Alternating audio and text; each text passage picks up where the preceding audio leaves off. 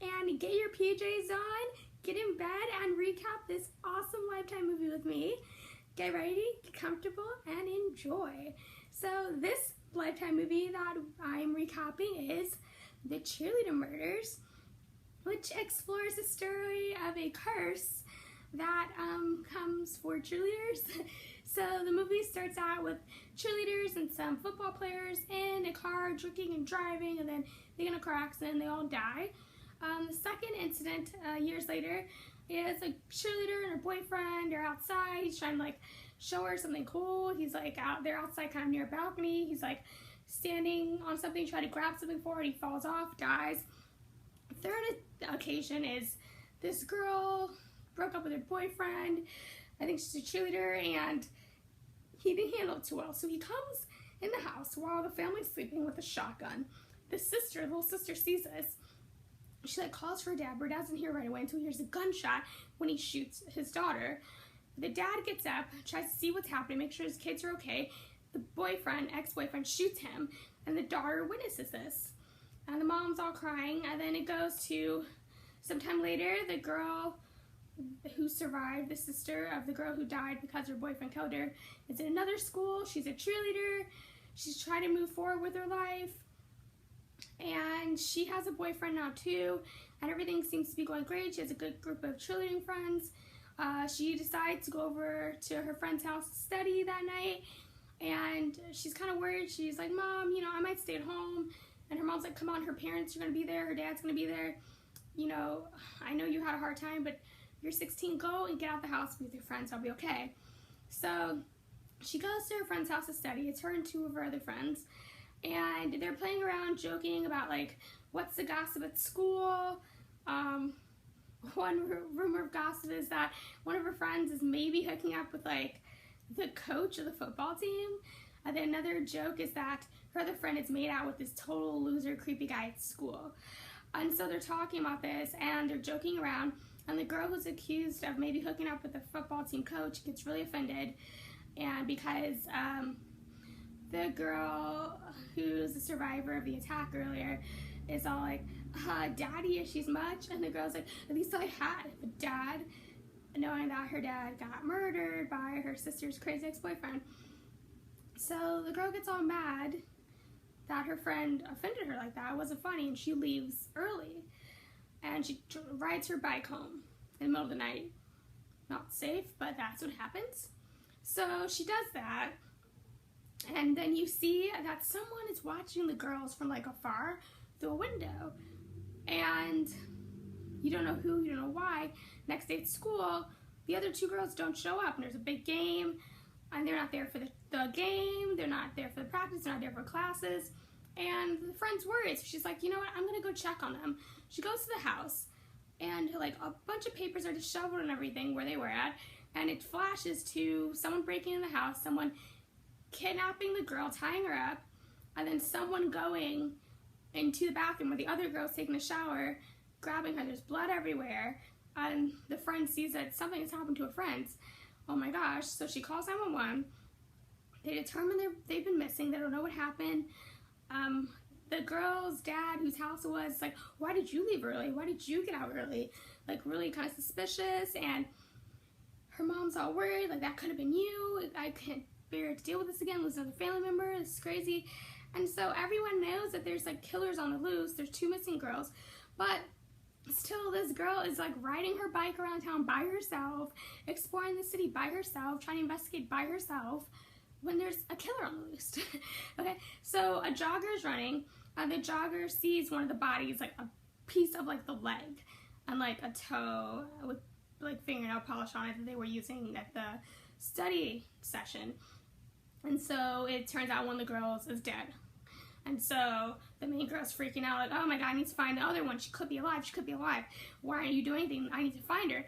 And she tries to go find her on her own, but like you're just a teenager too. Like he could kill you as well.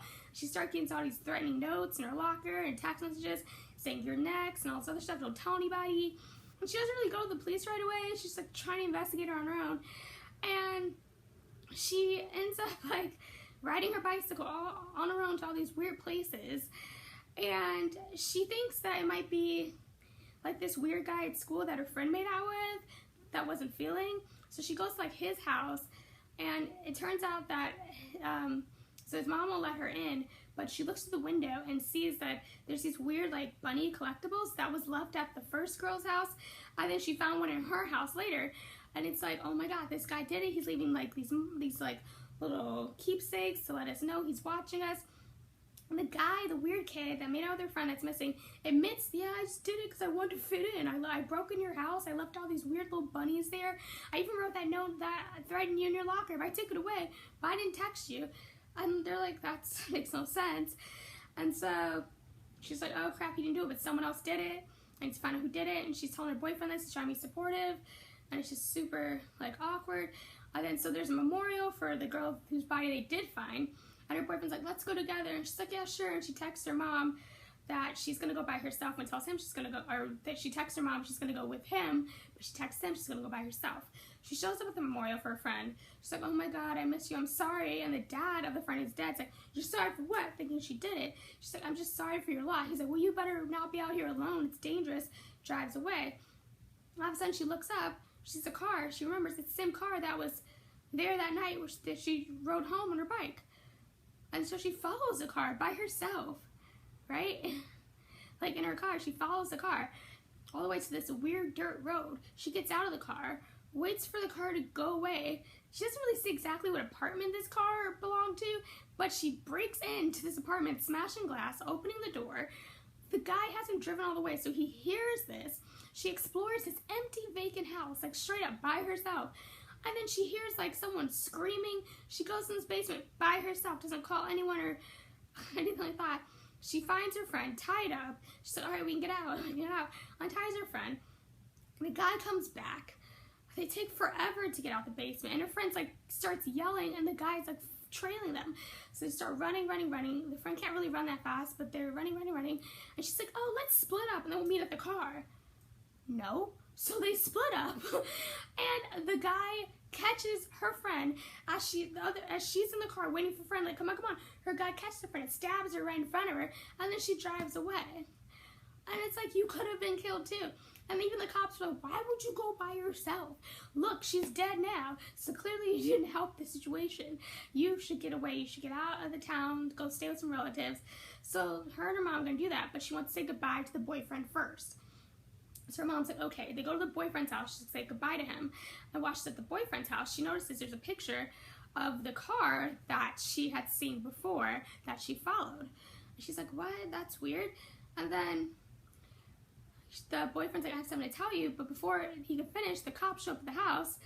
And they're like, I guess they're like, let's search the house. They find the car in the back. They're like, all right, they find some weapons and stuff, so they arrest the boyfriend. So I think the boyfriend's like killing all her friends and stuff. And so the dad's like, I'm sorry, I don't know what's wrong with him. And so she goes away for a while with her mom, but she still like wants to go off on her own on the bike.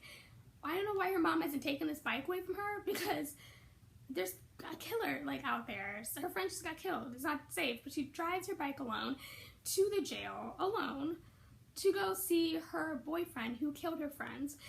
The officer takes her there without a parent, and he like killed himself. So she sees that and she's all messed up, like, why would you do that? And then she calls like her boyfriend's dad to be like, oh my god, it's so messed up that he did that. He wants to tell me something, you know what it is, I don't know, blah blah blah. And then she rides her bike once again to the boyfriend's dad's house, like alone, and gives him like a photo that she drew, like a picture that she drew of like his son to remember him by. And then the dad's like, oh, thank you, that's so sweet. You rode your bike by yourself over here? It's so cute how you always ride your bike over here. It's adorable. You know what I can use right now? I can use a hug. And he like hugs her creepily, and the mom knows she's by herself with this man, right? And so he's like, stay right here, I'll go get you something. I have something for you. Meanwhile, the mom, the cops kind of like are doing research, and they kind of figure out that the dad is the one that's crazy, not the kid. He's the one that's been killing people, and he changed his name a bunch of times and moved from city to city doing this.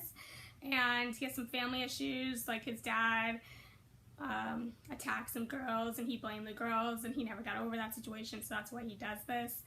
And so, like,